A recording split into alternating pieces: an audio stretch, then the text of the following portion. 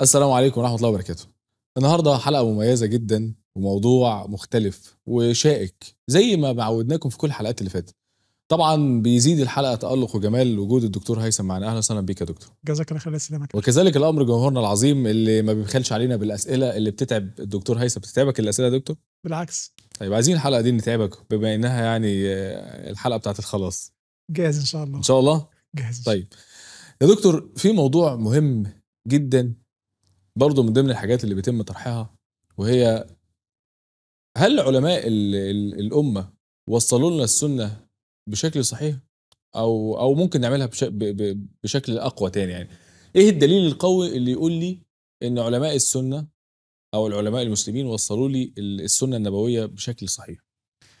الحمد لله والصلاة والسلام على رسول الله وعلى آله وصحبه ومن والاه، وبعد. طبعا جهود علماء الأمة بدءا من الصحابة وجمعهم للسنة، 52 صحابي كتبوا السنة، 1018 صحابي حفظوا أحاديثا نقلوها للتابعين، كان أبو هريرة له 800 تابعي بينقلوا عنه السنة.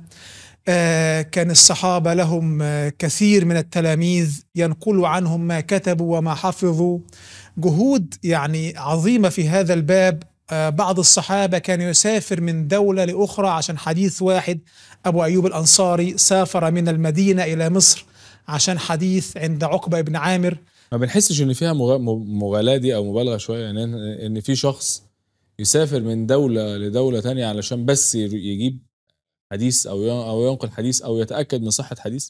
ده الإبهار اللي في الموضوع والذي يغفل عنه كثير من الناس.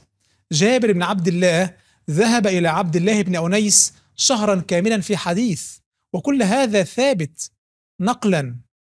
بقي ابن مخلد سافر 34 سنة سيرا على الأقدام من الأندلس إلى بغداد في جمع السنة.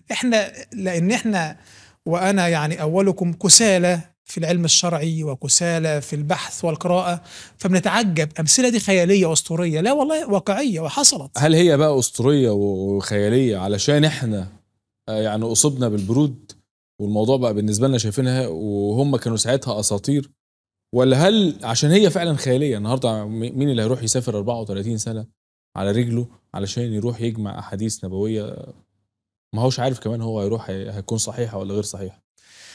دايما بقول لابد أن نتعلم ونقرأ.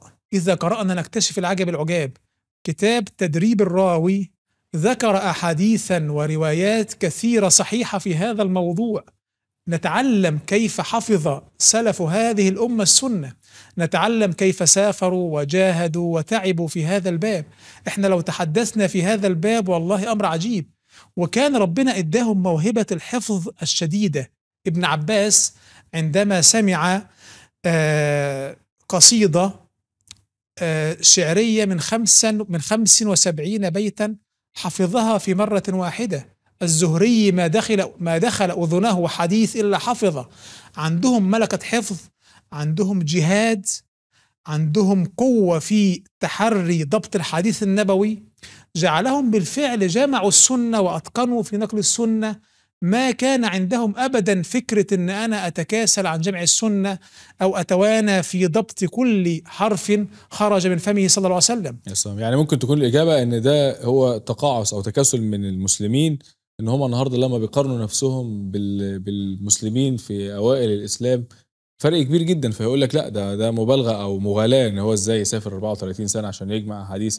طب كذلك الامر يبقى احنا ممكن نحط برضو بالقياس جامع الاحاديث لما راح بينقل الحديث فلقى الشخص اللي هو راح يجيب منه حديث بينادي للناقه بتاعته وايده فاضيه، فقال ان انا ازاي هنقل حديث دي.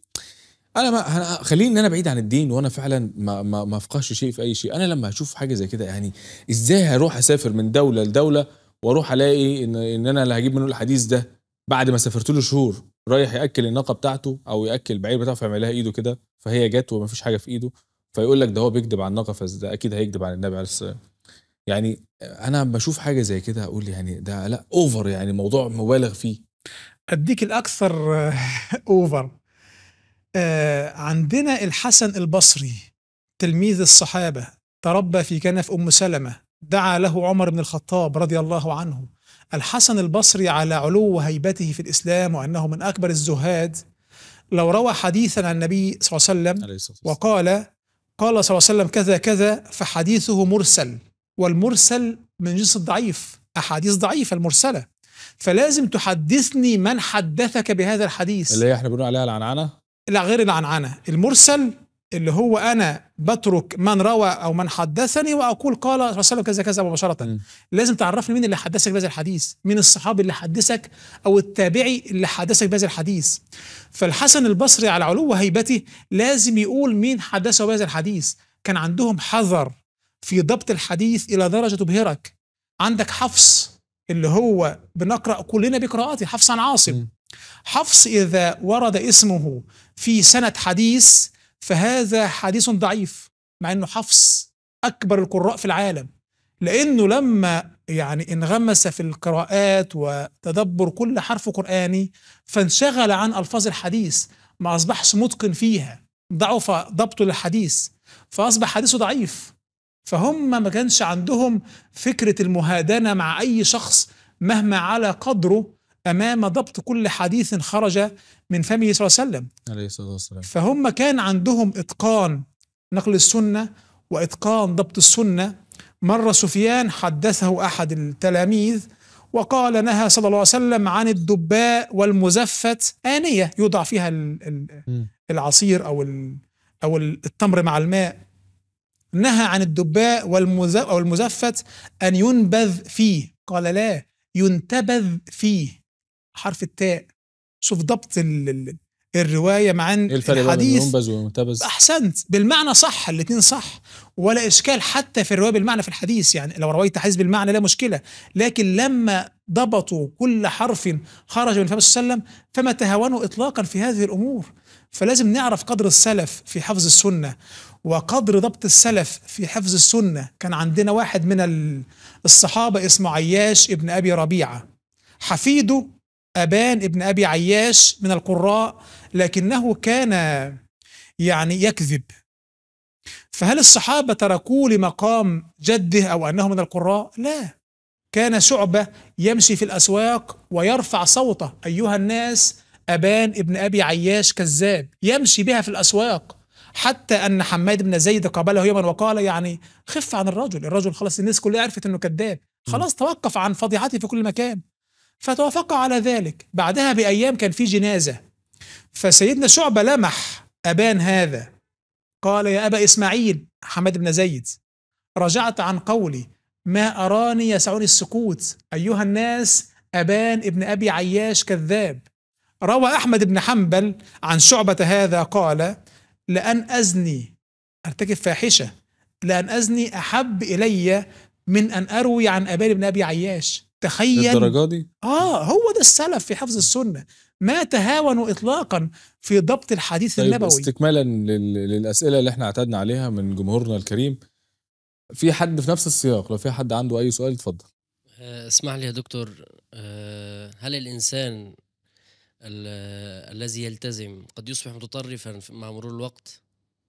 الإنسان لو التزم، يعني هل الإنسان إذا التزم تطرف ممكن يجي في يوم من الأيام يبقى متطرف، يبقى شخص متطرف يقال عليه متطرف؟ يعني نبسطها بالشكل التقليدي العام اللي هو ما قال لك فلان ده سني، ده ملتزم، ده هل التزامه ده مع الوقت يوصله لأن هو يبقى متطرف؟ فدي حاجة بتقال دلوقتي ان هو انت ممكن مع الوقت تبقى شخص متطرف. للأسف ده خطاب دعاة التنوير الملاحدة، وده اللي بيحاولوا يوصلوا للناس ان انا لو التزمت هيكون عندي تطرف.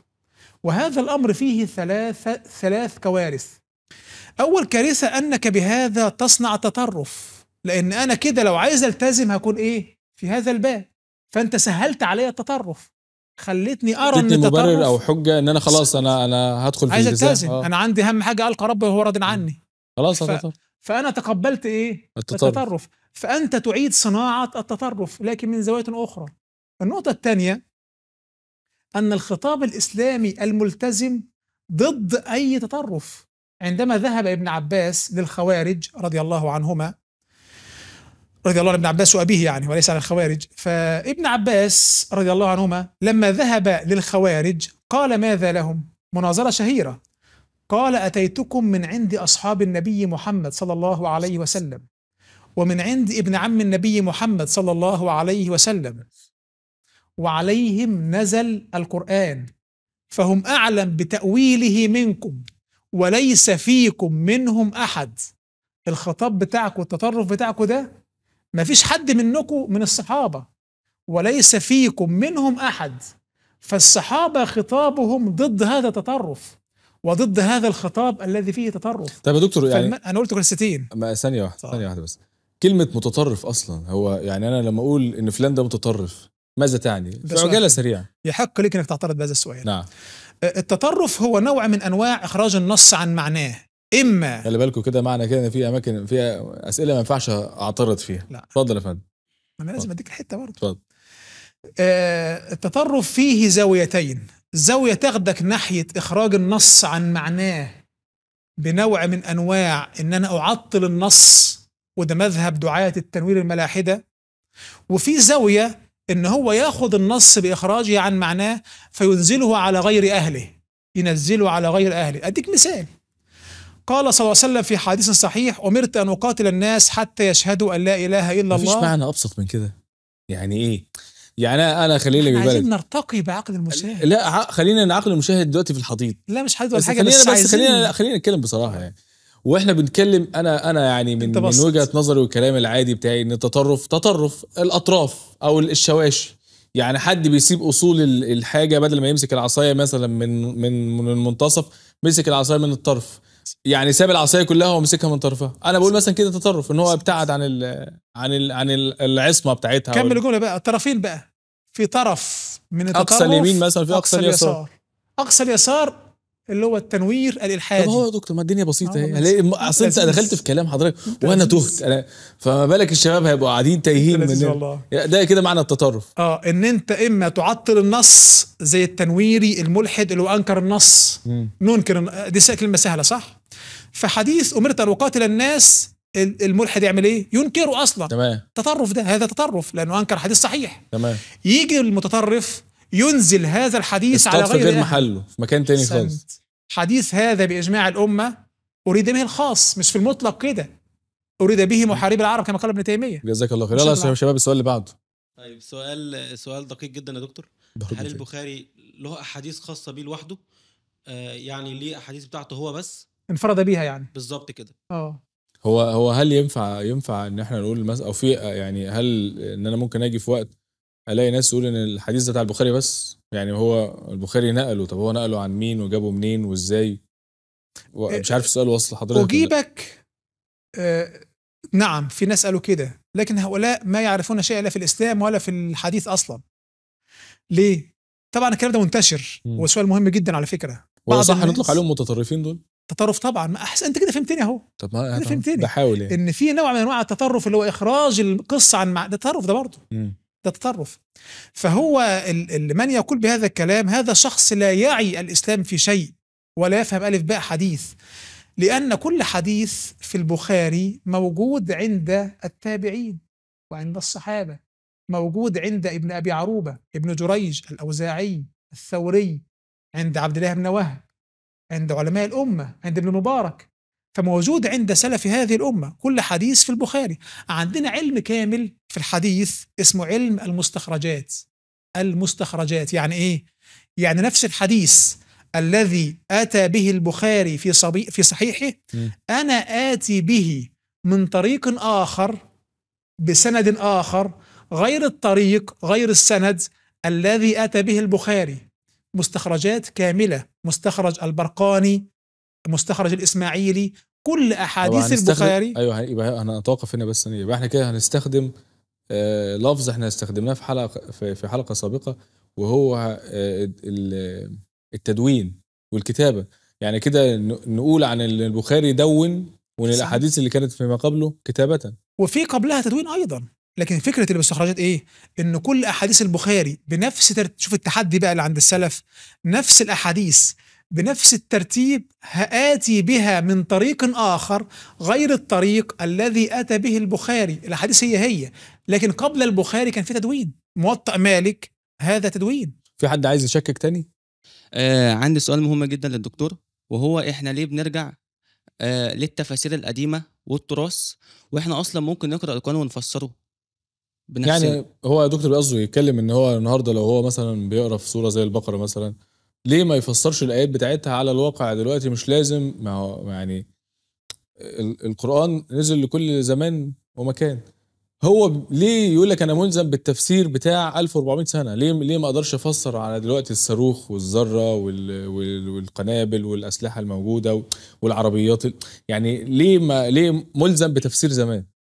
ما اقدرش انا افسره بنفس التفسير بتاعي عادي زي ما انا بشوفه دلوقتي؟ خذ هذه المفاجأة، يجوز لأي مسلم أن يفسر القرآن تفسيرا عصرانيا. هذا هو الأصل أصلا، أن القرآن هو ما نزل في أذن العامي، أذن العامي هو ده القرآن أصلا. لكن بس يكون عندي لغة، مش حد مثلا مش فاهم يعني إيه مثلا السماء، الأرض، السحب، الأمطار، بديهيات اللغة، فعارف لغة وفاهم لغة هقدر أفهم بها كتاب الله عز وجل. الإشكال بيقع إمتى؟ لما واحد حاجة من اتنين، إما جاهل بلغة العرب وإما مغرض يريد إخراج النص عن معناه. لكن لو أنا عندي لغة عربية سليقية سليمة، وأنا عندي حتى على فكرة مثال ذكرته قبل سنوات، قلت لو أننا أتينا برجل وافترضنا هذا الافتراض، يعني شخص ما سمع يوما عن إسلام أو قرآن، وأعطيناه اللغة العربية الأصيلة، والشافعي عمل كده فكرة، الشافعي فعل هذا الكلام، ذهب إلى قبيلة عربية وخد منهم اللغة السليقية، فرجل أتينا به وخليناه أتقن العربية السليقية المتقنة المبهرة، تمام، وأتيناه بهذا القرآن، فسر يا عم هذا القرآن، لن يخرج في تفسيره عن تفسير السلف. أي حد فاهم لغة عربية وفسر كتاب الله تفسير سليم يكتشف في الآخر أنه بيدور أيضا في أقوال السلف. لماذا؟ لأن السلف بحكمتهم وبما أعطاهم الله من نعم وكرامة استغرقوا كل المعاني التفسيرية في الآية الواحدة التي تفيدها الآية.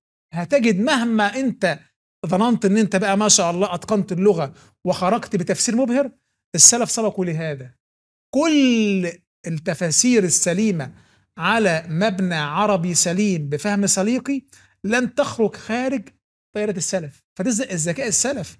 فعشان كده يقول لك أنا عندي تفسير حديث على العين والرأس، هتكتشف في الآخر إنك داير أيضا في دائرة السلف. طب احنا قبل ما نقفل الحلقة كالعادة مع حاجة برضو كده من ضمن النكش البسيط اللي انا هنكشه مع حضرتك يعني. كعادتك. خلي النهارده مفيش حد بيتكلم لغة عربية، خلي النهارده واحد تركي، واحد فرنسي، واحد انجليزي، اي اندونيسي. الناس ديت على القياس في كلام حضرتك ان هو لو ما هيجي يقرا القرآن الكريم فهو يستحيل ان هو يقدر يفسره. كما قال حتى لو قدر ينطق صح فهو مش هيبقى فاهم المعنى ايه، لان هو اصلا مش عارف معاني اللغة العربية الفصحى. قال شيخ الإسلام ابن تيمية رحمه الله تعالى أن الإعجاز في معنى القرآن أعظم من الإعجاز في لفظه، فهو يلزم غير العرب بإعجاز أعظم مما ألزم العرب بإعجاز اللغوي. بعض الناس يقول لك تحدي القرآن البلاغي واللغوي، طب غير العرب ده هو التحدي بالمعنى أعظم من التحدي باللفظ، وهذا يغفل عنه كثير من الناس. ولو الحلقة وقتها يسمح هقول لك عجائب لا والله. أنا كنت فكرك هتعطل، والله أنا كنت قلت أنت هتعطل وهتقف عند أنا هتفكر شوية. أنت تبحث ليه عن ثغر. هقول لك فوائد ولا بلاش؟ فايدة واحدة. ماشي، فايدة واحدة في أقل من 15 ثانية. شوف التحدي يا أخي. زكريا، ده تحدي ده برضه. زكريا بالعبري ما معناها؟ ذكر رحمة ربك. معناها بالعبري ذكر رحمة ربك عبده زكريا. ما معنى إسحاق يضحك أو ضحك، جذر ضحك فضحكت فبشرناها بإسحاق. ما معنى يعقوب؟ الذي يأتي من وراء آخر ومن ورائه يعقوب. تجد أن الألفاظ القرآن وكأن من أوحى بهذا القرآن يعلم المعاني العبرية التي نزل بها هذا اللفظ. ده موضوع مبهر. وخذ على هذا إبراهيم أبو الأنبياء أبو البشر، ملة أبيكم إبراهيم. إبراهيم بالعبري معناها أبو البشر. المبهر إيه؟ إن اللفظ القرآني بمعناه أكثر إعجازا من إبهاره بلفظه. فاهمين الكلام ده؟ والله أنا عارف أنتوا ما أنتوا فاهمين. معلش تاني يا دكتور الجملة دي عشان نقفل بيها. المبهر أن إعجاز القرآن بمعناه، معنى اللفظ القرآني، أكثر من الإبهار باللفظ نفسه. يعني لو إحنا بأي حد غير عربي قرأ القرآن بلغته هو، هيجد فيه إعجاز في المعنى أكثر من العرب السليقي لما يبحث في لفظ القرآن. حتى لو ما فهمتش الجمله عيد الحلقه تاني، اتفرج على الحلقه دي مره واثنين ثلاثه، يعني هيقول لك الشرح بتاعها الدكتور، هتلاقي الشرح، وانا برضه هتفرج على الحته دي في نهايه الحلقه. احنا بنشكر حضرتك جدا جدا، ان شاء الله يعني نكون جاوبنا على معظم الاسئله اللي بتدور في ذهن الشباب. نتمنى ان احنا نلتقي ان شاء الله قريبا باذن الله. اتمنى نكون جاوبنا على بعض الاسئله بتاعتكم النهارده، وان شاء الله الجزء الباقي نجاوب عليه في الحلقات القادمه باذن الله. دمتم في رعايه الله وامنه، والسلام عليكم ورحمه الله وبركاته.